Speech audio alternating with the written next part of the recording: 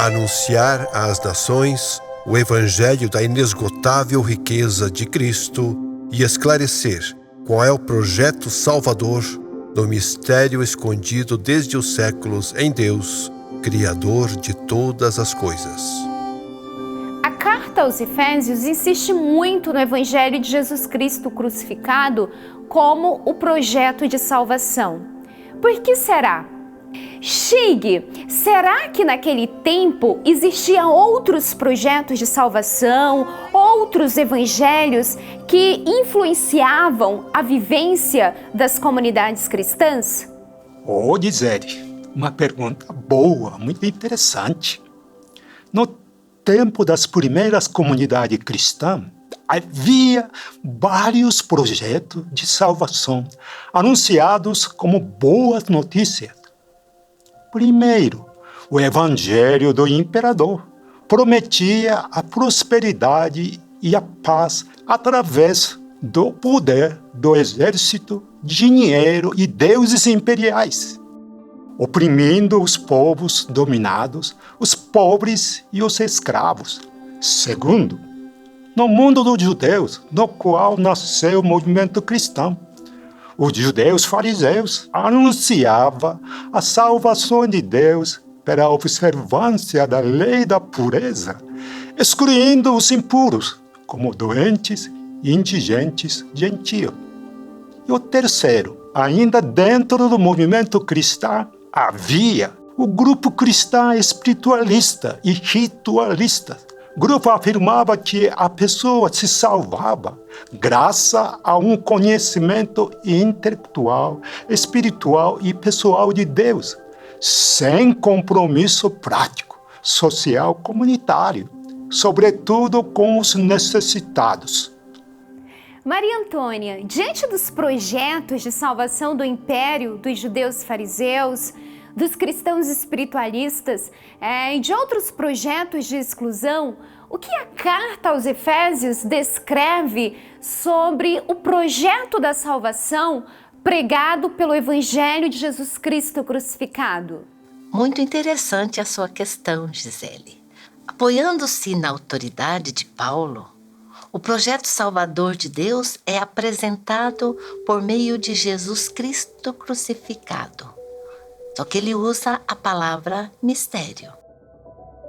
Lendo o que escrevi, vocês poderão entender a compreensão que tenho do mistério de Cristo.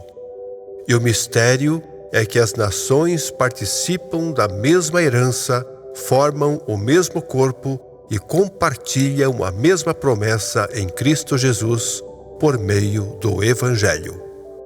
Pela revelação do mistério de Deus, por meio do Evangelho de Cristo, todos os povos são chamados a fazer parte do povo de Deus. A carta aponta para a salvação universal da humanidade. No Evangelho de Jesus Cristo, todas as pessoas, independentemente da etnia, religião, gênero, classe social e sexo, são chamadas a viver a irmandade. Ao insistir no Evangelho de Cristo, a carta aos Efésios está criticando outros evangelhos que impedem a participação de todos os povos na salvação do Deus da vida. De um lado, o evangelho do judaísmo oficial, baseado na lei da pureza, oprimia e excluía as pessoas consideradas impuras da salvação. De outro lado, há o evangelho do imperador romano, que privilegiava os poderosos e excluía os pobres da Pax Romana. Além disso, a carta ainda critica os cristãos que afirmavam estar em íntima comunhão com Deus sem a prática da justiça e do amor. Quem escreveu a carta acreditava que os cristãos de verdade, ao invés de excluir os pobres e os impuros, deviam anunciar e promover o projeto, ou seja, o mistério da salvação. Infelizmente, os projetos de exclusão, como o do Império Romano, continuam ainda hoje. Luiz, podemos levantar alguma realidade que é a negação da fraternidade e da solidariedade testemunhadas por Jesus de Nazaré? Pois é, Gisele, aqui eu acho que nós estamos dentro de uma cena muito triste. Como a maioria da população brasileira se declara cristã, essas exclusões e desigualdades que existem ainda hoje são um verdadeiro escândalo. Apesar da gente ter tantas igrejas, parece que hoje predomina o evangelho e o espírito do império capitalista. Os índices de desigualdades sociais, injustiças e exclusão no Brasil estão entre os piores do planeta. A fome no Brasil é escandalosa porque ela acontece no meio de muito alimento. Aqui o que falta é justiça social. As pessoas miseráveis revirando latas de lixo nas ruas de nossas cidades, cidades grandes, cidades pequenas, tudo isso revela a injustiça gritante.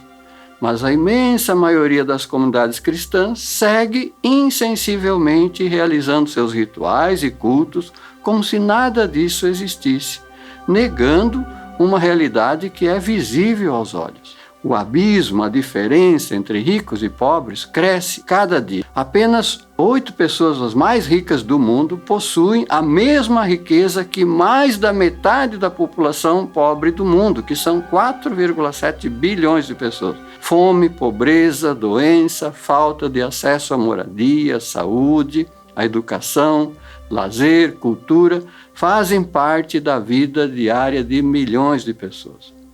Essa realidade nega frontalmente o projeto salvador de Deus em Cristo Jesus. Nada justifica todas essas formas de injustiça e exclusão. Precisamos compreender, à luz da palavra de Deus, que em Cristo todos somos filhas e filhos de Deus, com direito à cidadania plena. Estamos percebendo e sendo sensíveis a essa realidade em nossa comunidade, em nosso bairro e em nossa cidade? Como estamos saciando a fome das pessoas que vivem à margem da sociedade? Nos mobilizamos para diminuir as causas desse sofrimento?